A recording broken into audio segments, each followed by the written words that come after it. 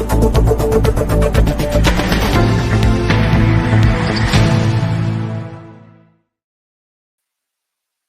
वालेकुम ख़वातीन हज़रात, मैं हूं इसरार अहमद कसाना। ख़वातीन हज़रात, दो इम्पोर्टेंट डेवलपमेंट्स हुई हैं। एक तो ये कि आपको मालूम है कि पाकिस्तान और भारत के दरमियान सीज़ फायर का ऐलान हुआ है। उसके ऊपर मुख्तलिफ चीज़ें आप सुन चुके हुए हैं, लेकिन इसकी वजह क्या है, इसका जो हिस्टोरिकल लिंकेजेस हैं वो क्या बनते हैं, क्या ये रिसेंट हिस्ट्री में चीज़ें हुई हैं जिनकी वजह से ये सीज़ फायर ऐलान हुआ है? क्योंकि हम तो देख रहे थे कि बड़ा मैक्सिमलिस्ट पोजिशंस पे थे दोनों ममालिक। खासतौर पे इंडिया ने तो अपना, आपको पता है उनके जो एक्सट्रीमिस्ट व्यूज हैं वो किसी से कोई ढके छुपे नहीं है। और आज हम ये देख रहे हैं कि सीज फायर का ऐलान हुआ है और उस पर अभी तक अमल भी हो रहा है। ये कब तक होगा ये भी देखना पड़ेगा। साथ दूसरा जो इशू है वो बहुत इंपॉर्टेंट है, वो है इसराइल का जो नेगेव डेजर्ट है, उसमें उन्होंने जो डिमोना की उनकी फैसिलिटी है जिसने उनको बेसिकली न्यूक्लियर बॉम्ब दिए थे, जो डिक्लेयर तो नहीं उन्होंने किए हुए, लेकिन कहा यह जाता है कि उधर से ही वो न्यूक्लियर पावर बने थे। तो उसमें एक्सपेंशन हो रही है। ये मुख्तलिफ खबरें आई हैं पिछले एक हफ्ते से, ये मुख्तलिफ अखबारात ने इसको रिपोर्ट भी किया है। इसकी क्या वजह है, क्यों इसको एक्सपेंड किया जा रहा है, क्या हो क्या रहा है, या कोई डीकमीशन कर रहे हैं उसको? ये सब चीजें डिस्कस करने की कोशिश करेंगे। हमारे साथ मौजूद हैं जनाब ब्रिगेडियर इमरान मलिक साहब, उनसे बात करेंगे। ब्रिगेडियर साहब अस्सलाम वालेकुम जी। अस्सलाम वालेकुम जनाब। ब्रिगेडियर साहब, ये सबसे पहले तो मुझे ये बताएं कि ये जो हमने सुना कि जी सीज फायर ऐलान हो गया, अचानक आउट ऑफ द ब्लू ये डिसीजन हुआ, कोई समझ नहीं इसकी आई, पीछे से कोई हमें कोई नजर नहीं आ रहा था कि ये चीजें चल रही हैं, तो अचानक ये डिसीजन जो हुआ है, इसकी क्या वजह है? आप समझते हैं कि ये अच्छा डिसीजन है और ये कब तक चलेगा? बहुत नवाजिश कसाना साहब, आपने प्रोग्राम में शामिल किया। देखिए, हम आपके पहले प्रोग्राम से भी हम इशू ये डिस्कस कर चुके हैं कि इस वक्त साउथ एशिया में एक बहुत ही सेंसिटिव और क्रिटिकल किस्म की स्ट्रेटेजिक एनवायरनमेंट है जो कि प्रिवेल कर रही है, और दुनिया की 3 सबसे बड़ी मिलिट्री और न्यूक्लियर और मिसाइल पावर जो हैं वो आंखों में आंखें डाले बैठी हैं एक बहुत छोटे से इलाके में। लार्जर कश्मीर रीजन आप उसको कह लें, लद्दाख, जम्मू और कश्मीर के इलाके में 3 दुनिया की सबसे बड़ी nuclear, missile and military powers are sitting eye ball to eye ball.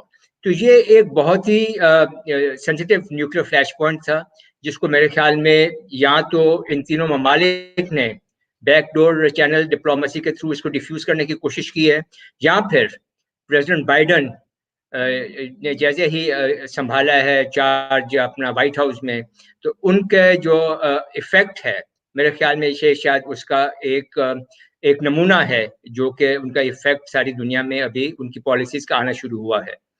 तो ये अभी तक डायरेक्टली तो यूनाइटेड स्टेट्स ने कोई ऐसी अपनी पॉलिसी जो है वो साउथ एशिया के लिए क्लियरली बयान नहीं की है, मगर ये गुमान किया जा रहा है कि बिहाइंड द सीन्स शायद यूनाइटेड स्टेट्स ने एक रोल प्ले किया है, जिसमें ना सिर्फ ये कि उन्होंने चाइना और इंडिया के दरमियान ये जो एक कॉन्फ्लिक्ट की जो सिचुएशन बन रही थी उसको डिफ्यूज करने की कोशिश की है, और उसमें लग रहा है कि कामयाब भी हो गए हैं।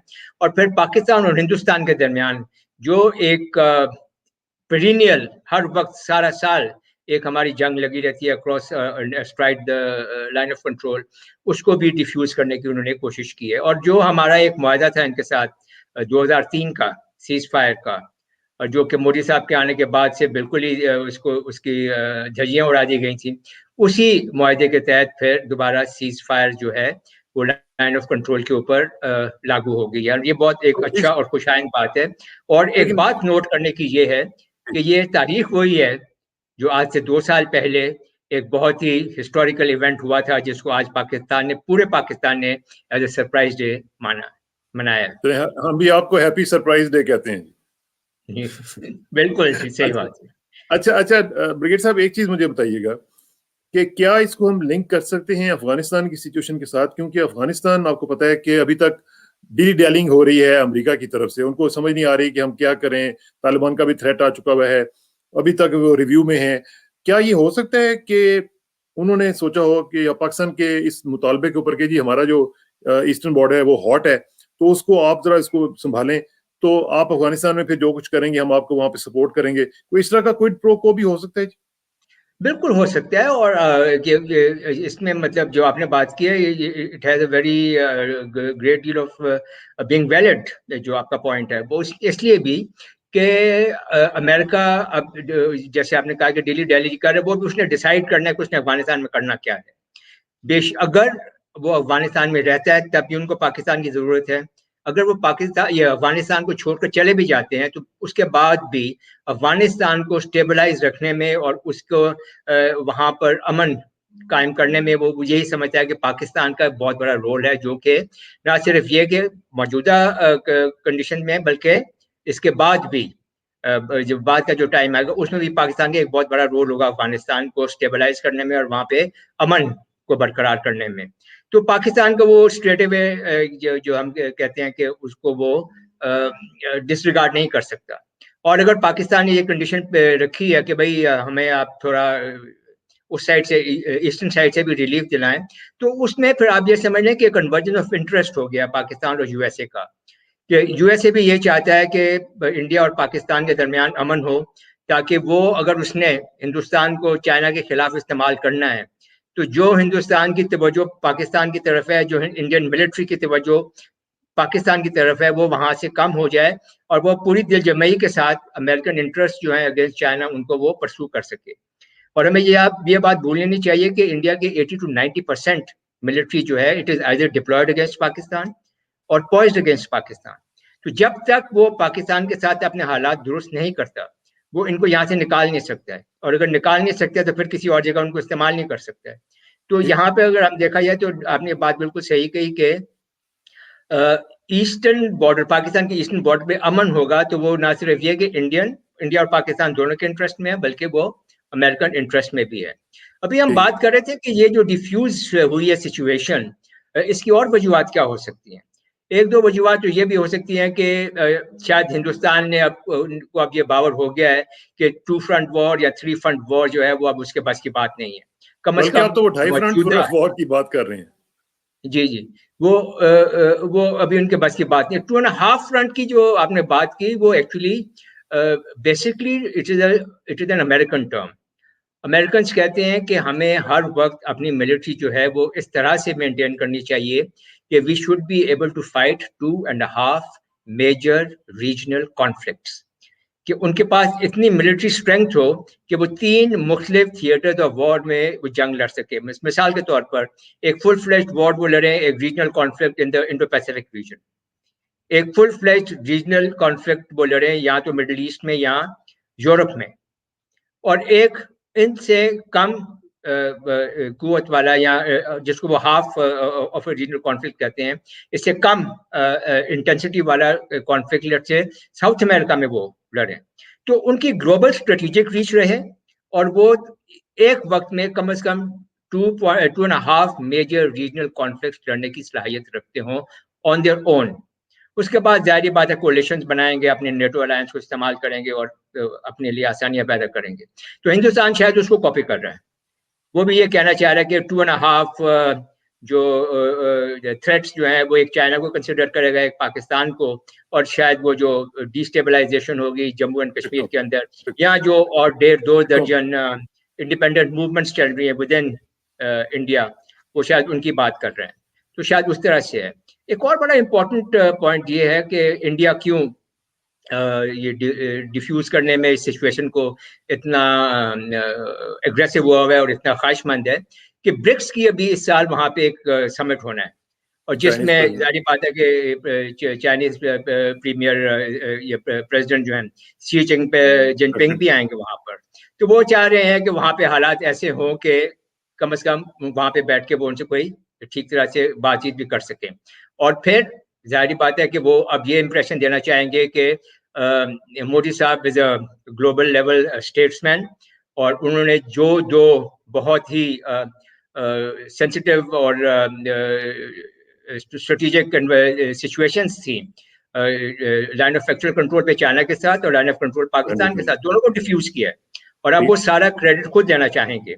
اور مطلب کہنے کو تو وہ یہ بات کر سکتے ہیں, مگر جو اندر کہ جو ایکچوئل اس کی وجوہات ہیں, جو اس کے ریزنز ہیں, وہ ظاہری بات ہے کہ ہم نے ابھی تک ڈسکس کر لی ہیں کہ یا تو امریکن پریشر ہے, या उनकी मिलिट्री को ये समझ आ गई है कि अभी हम ये इस वक्त फिल वक्त हम ये जंग नहीं लड़ सकते, ना उनको हम जीत सकते हैं।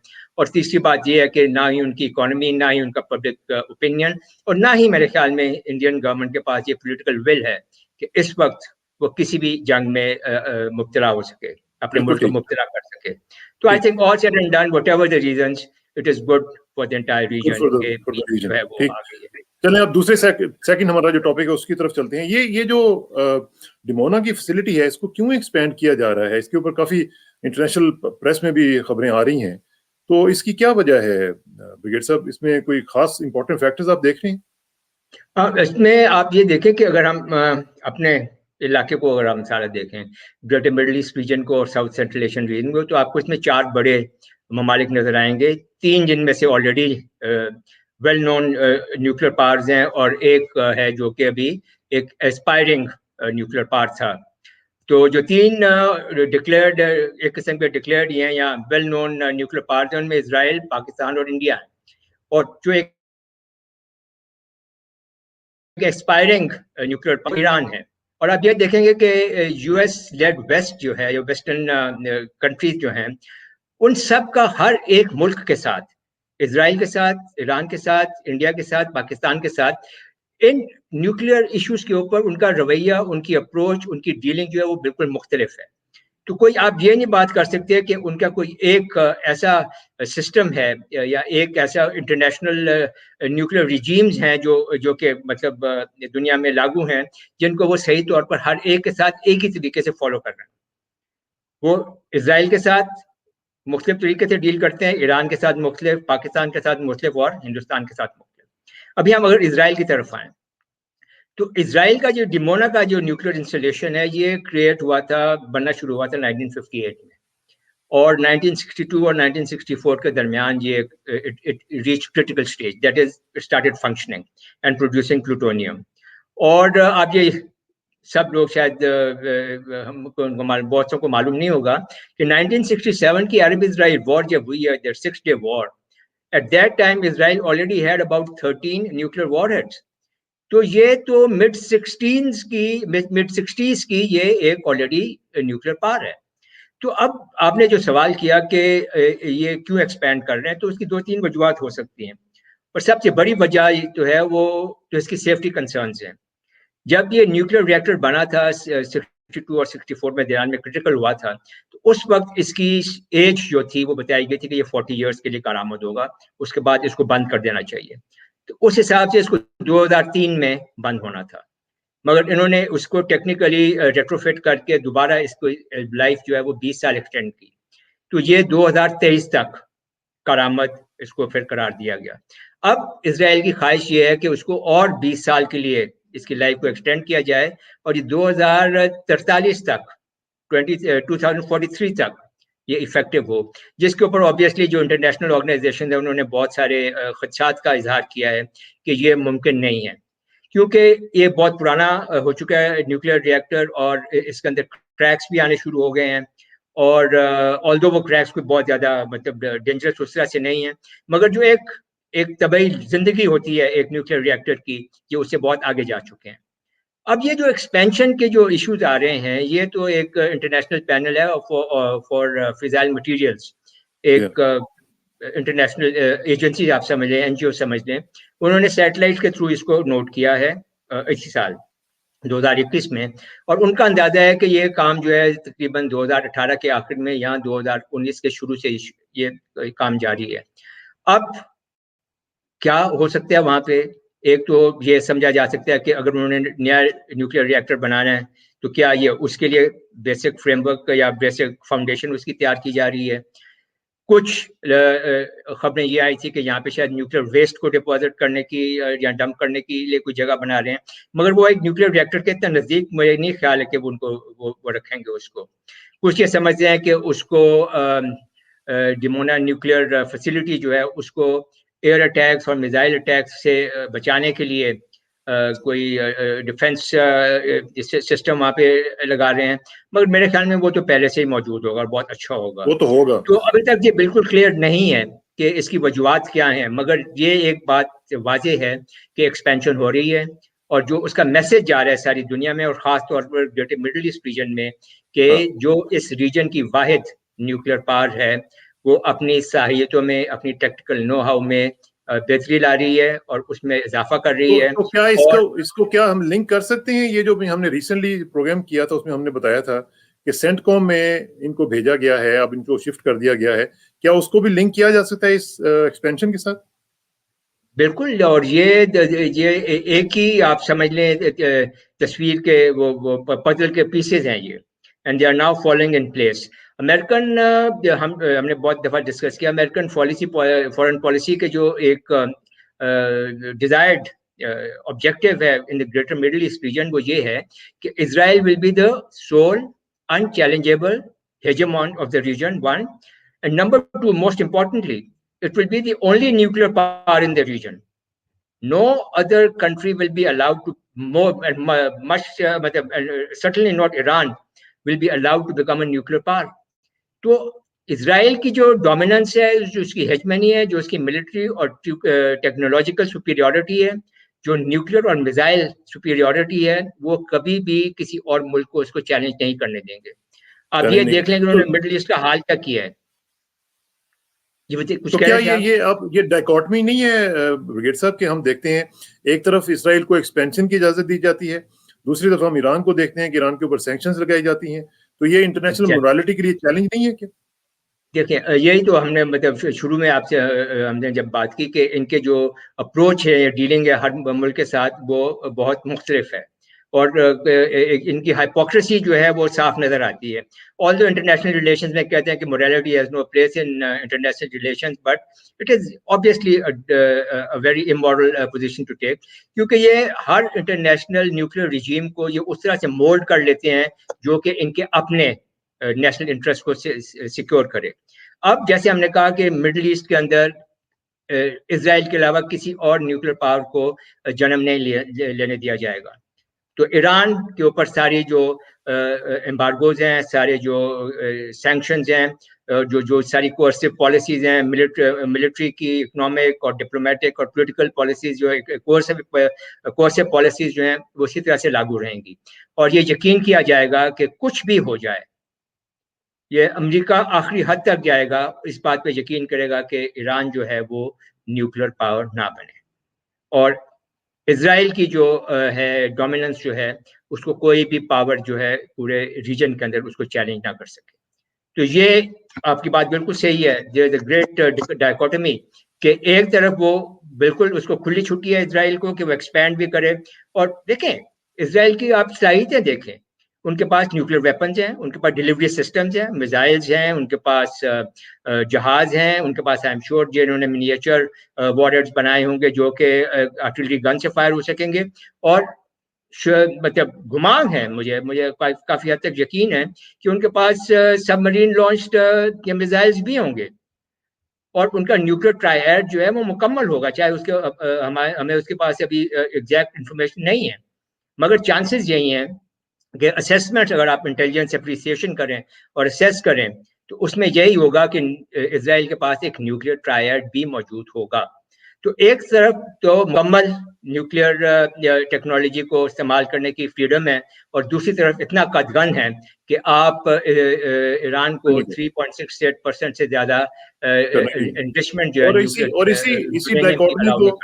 اسی ڈائیکاٹمی کو اگر آپ تھوڑا سا ایکسٹینڈ کر دیں انڈیا کی طرف سے, وہ بھی ہمیں وہاں پہ بھی یہی چیز نظر آتی ہے کہ وہاں پہ سول نیوکلیئر ڈیل آفر ہو رہی ہے, وہاں پہ آپ این ایس جی کا معاملہ دیکھ لیں, وہاں پہ بھی اسی طرح کی ڈائیکاٹمیز ہمیں نظر آتی ہے. ایگزیکٹلی. اور ابھی آپ اگر انڈیا اور پاکستان کے درمیان اگر ہم اس معاملے کو دیکھیں, اب انڈیا کا let's take example of India.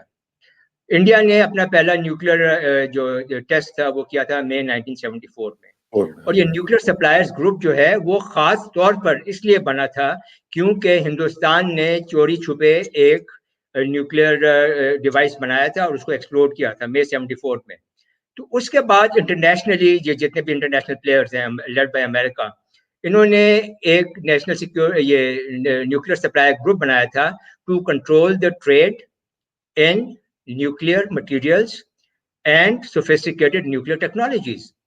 تو جو ایک کنٹرول رجیم جو تھی جو کہ ہندوستان کی غلط کام کی وجہ سے وجود میں آئی، اب اسی کا ممبر بنانے کے لیے امریکہ ساری دنیا کو وہ کورس کر رہا ہے اور پریشرائز کر رہا ہے کہ آپ اس کو بنائیں اور اس کو وہ تمام فیسلٹیز اور وہ سہولتیں دیں جو کہ ایک ریگولر ممبر کو ہیں. اور اس کا مطلب یہ ہے کہ ہندوستان جو ہے وہ نیوکلیر ٹیکنالوجیز کو اور نیوکلیر مٹیریل میں ٹریڈ کر سکتے ہیں، تو اس کی صلاحیت کو اور بڑھا رہے ہیں. ایک بات تو یہ ہوگی کہ نیوکلیر سپلائز گروپ کا کیا ایشو کیا ہے کہ وہ بنا ہی ہندوستان کی وجہ سے تھا اور اسی میں ہندوستان کو ایک وہ بہت میجر رول دینا چاہ رہے ہیں. Second point is regarding the civil nuclear deal جو آپ نے بات کی. ابھی ہندوستان نے بہت زبردست گیم کھیلی اس صدی کے شروع میں. انہوں نے امریکہ کو یہ باور کرا دیا کہ ہمارا اکانومی ایکسپینڈ کر رہی ہے، وی نیڈ پاور، اور وہ ہمارے پاس نہیں ہے، تو ہم ایران، پاکستان اور انڈیا گیس پائپ لائن لے رہے ہیں. تو اس وقت تک I think president George Bush کا زمانہ تھا 2007 میں، تو انہوں نے کہا کہ بھائی آپ ایران سے گیس مت لیں، ہم نے تو ایران پہ سینکشنز وغیرہ لگائی ہوئی ہیں. تو انہوں نے کہا کہ اگر آپ ہمیں وہ گیس نہیں لینے دیتے تو پھر ہمیں آپ یہ سیول نیوکلیر ڈیل دیں. اور وہ سیول نیوکلیر ڈیل کو انہوں نے ایک طرح سے امریکہ کو بلیک میل کر کے کہ اگر آپ ہمیں یہ نہیں دیں گے تو ہم ایران کے ساتھ اپنا یہ گیس کا ٹریڈ بڑھائیں گے. تو اس طرح سے انہوں نے اس کا کورس کر کے امریکہ کو اور اس کو بلیک میل کر کے یہ سیول نیوکلیر ڈیل دی. اور اس میں بھی اب 22 ان کے پاس نیوکلیر ریئیکٹرز ہیں انڈیا کے پاس، ان میں سے 14 جو ہے انہوں نے کہا کہ ہم ان کو لے آئیں گے in the international atomic energy agency کے انسپیکشن پرویو میں، ان کے انسپیکشن رجیم میں. مگر 8 جو ہیں جو کہ ہم ملٹری پرپزز کے لیے استعمال کریں گے وہ ہم ان کے انسپیکشن رجیم میں نہیں لائیں گے. تو بات کیا ہوئی کہ آپ نے ان کو وہ تمام فیسلٹیز دے دیں جو کہ وہ مانگ رہے تھے، اور ان کو یہ الاؤ کر دیا کہ وہ 8 نیوکلیر ریئیکٹرز جو ہیں جن میں I think fast breeder reactors بھی شامل ہیں، وہ ان کے ان میں جو فسائل مٹیریل تیار ہو رہا ہے وہ اس کو اسٹاک پائل کر رہے ہیں. اور یہی وجہ ہے، اچھا بڑا اچھا پوائنٹ آپ نے بتا دیا، یہی وجہ ہے کہ فسائل مٹیریل کٹ آف ٹریٹی جو ہے وہ ابھی تک مکمل نہیں ہو رہی ہے. And the only country stopping it from being signed is Pakistan. Pakistan واحد ملک ہے جو اس کو اپوز کر رہا ہے، اور اس کی بہت بنیادی وجہ ہے ایک، وہ یہ ہے وجہ کہ ایف ایم سی ٹی جو ہے وہ یہ کہتی ہے کہ آپ امیڈیٹلی تمام the production of fissile material must be stopped.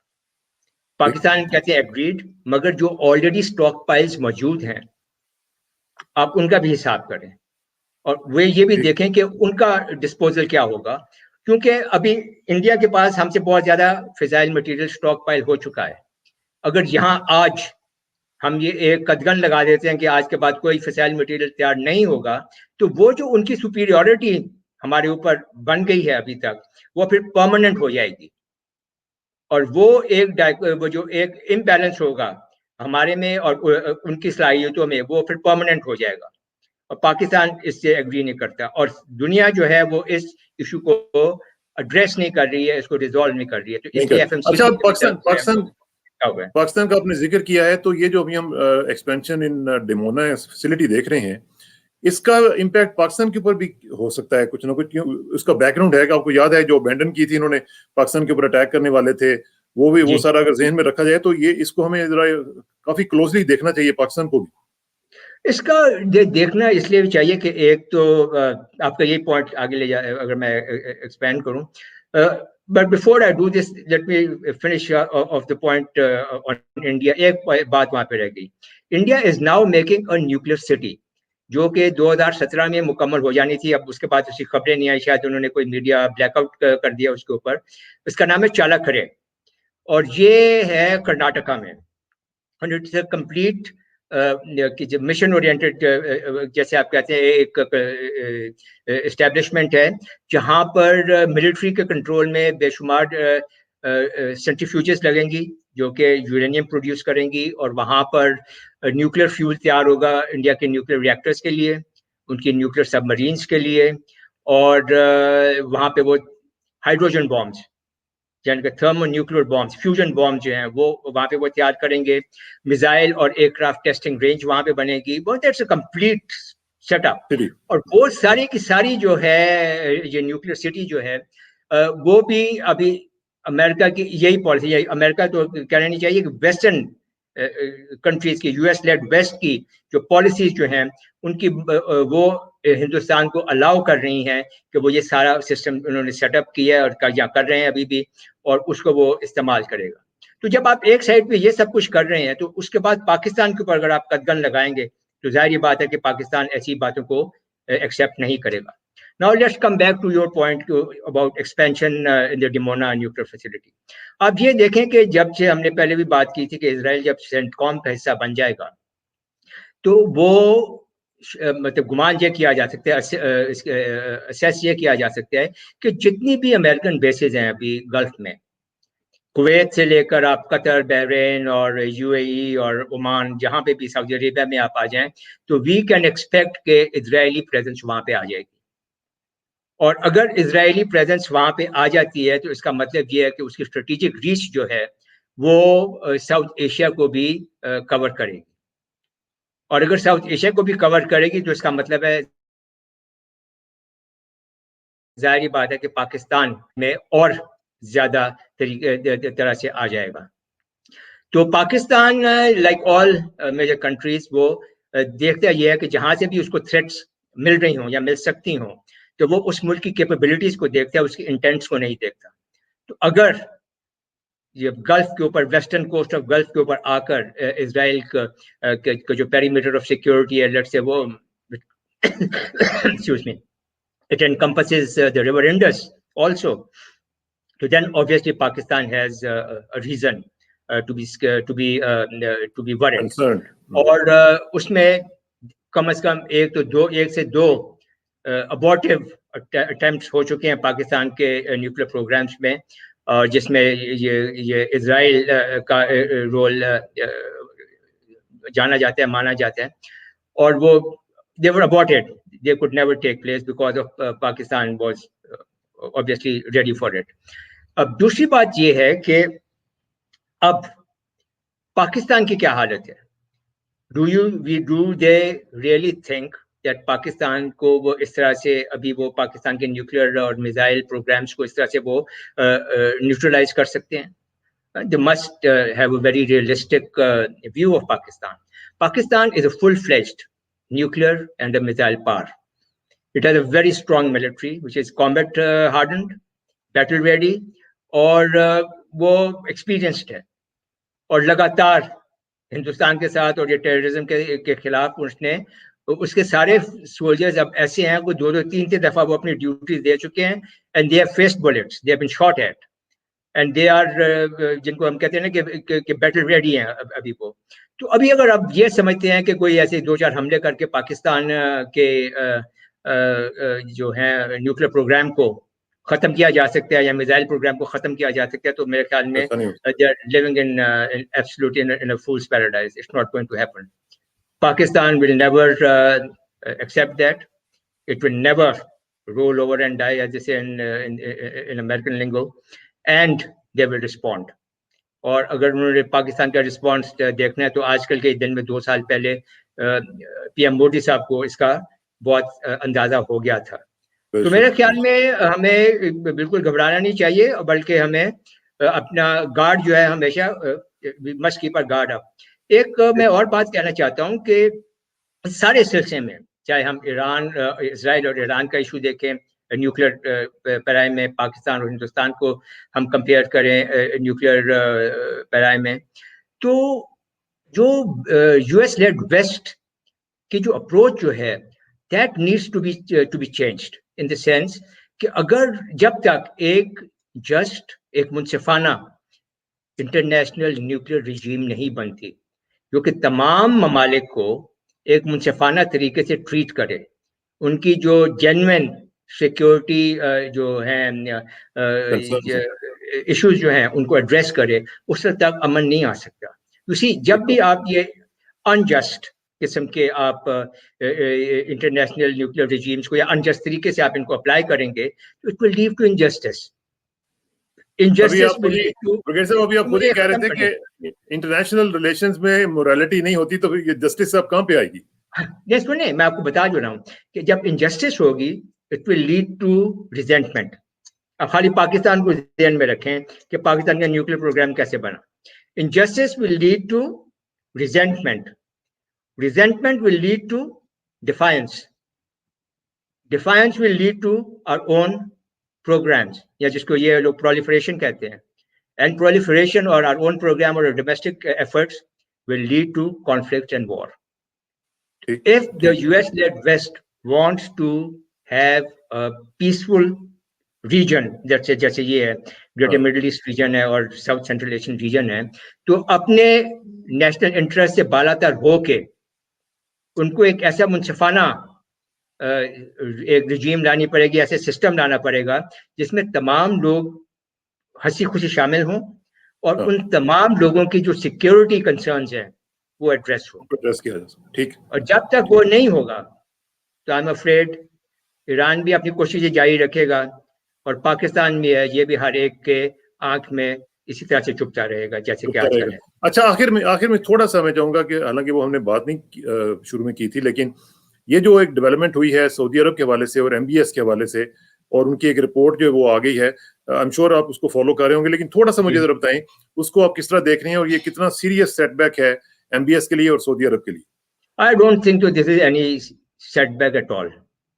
उन्होंने जो प्रेसिडेंट बाइडेन ने जो अपनी इलेक्शन कैंपेन में बातें की थी कि वो सऊदी अरब को एज ए पराया स्टेट देखते हैं और वो अपने ह्यूमन राइट्स की जो पॉलिसीज हैं वहाँ पे उनको इम्प्लीमेंट करवाएंगे, मेरे ख्याल में ये उसी का हिस्सा है. जो बुनियादी वजह है मेरा ये पॉइंट देने का या ये समझने का, वो ये है कि crown prince Mohammed bin Salman is the crown prince और वो अभी सिर्फ 35 साल के हैं. जब भी वो क्राउन प्रिंस से ग्रेजुएट होके वो किंग बनते हैं तो चांसेस आर कि वो अगले 45, 50, 55, 60 साल तक वो सऊदी अरब के बादशाह रहेंगे. और सऊदी अरब कोई छोटा मुल्क तो नहीं है और इस रीजन के अंदर it is the most important country. It carries a lot of political cloud, financial cloud, economic cloud. तो वो अमेरिका किसी सूरत में भी वो सऊदी अरब के साथ अपने ताल्लुकात को खराब नहीं कर सकते. तो उन्होंने एक बुनियादी बात तो ये कह दी कि जी हमारे ह्यूमन राइट्स की वायलेशन हुई है और उन्होंने डायरेक्टली तो एमबीएस को उन्होंने नहीं किया ब्लेम, और उन्होंने कहा जी कि घूम फिर के हो सकता है कि इन्वॉल्व हो, but that is it. Directly उनको नहीं किया. और दूसरा उन्होंने अपना तो इससे दो काम उन्होंने किए, एक से तीर से दो शिकार किए. एक अपनी पॉलिसी जो थी, अपनी जो कैंपेन प्रोमिसेस जो थी उनको पूरा कर दिया और सऊदी अरब को वार्निंग भी एक किस्म की दे दी और एमबीएस के साथ अपने ताल्लुकात भी उन्होंने मुकम्मल तौर पर ख़त्म नहीं किए, क्योंकि उनको मालूम है कि जब ये क्राउन प्रिंस जो है ये जब बादशाह बन जाएगा तो चांसेस है कि अगली 4 से 5 दहाइयों तक यही हुक्मरान रहेगा. और अमेरिकन इंटरेस्ट के में यही है कि जैसे कि discretion is the better part of valour, पहले भी हमने बात की थी, तो डिस्क्रेशन उन्होंने दिखाई है और अपने ताल्लुकात जो है सऊदी अरब के साथ वो मेंटेन करते रहेंगे इसी तरह से. तो बेसिकली आप ये कह रहे हैं कि एमबीएस की पोजीशन जो है वो किसी खतरे में नहीं है और अभी तक ठीक है, अल्लाह करेगा इंशाल्लाह से रब्ता रहेगा. ब्रिगेड साहब, आखिर में दुआ की मेरी इज्जत के लिए काफी है कि मैं तेरा ही बंदा हूँ, तो मेरे फख्र के लिए काफी है कि तू ही मेरा परवरदिगार है. तो बिल्कुल उसी तरह जिस तरह मैं चाहता हूँ मुझे भी उसी तरह बना दे जिस तरह तू चाहता है. स्पुरदम बतुमाए खेशरा तू दानी हिसाब कम बेशरा. मुझे इस किसानों को ब्रिगेडियर इमरान मलिक साहब के साथ इजाजत दीजिए. जल्दी मुलाकात होगी इंशाल्लाह. अल्लाह हाफिज.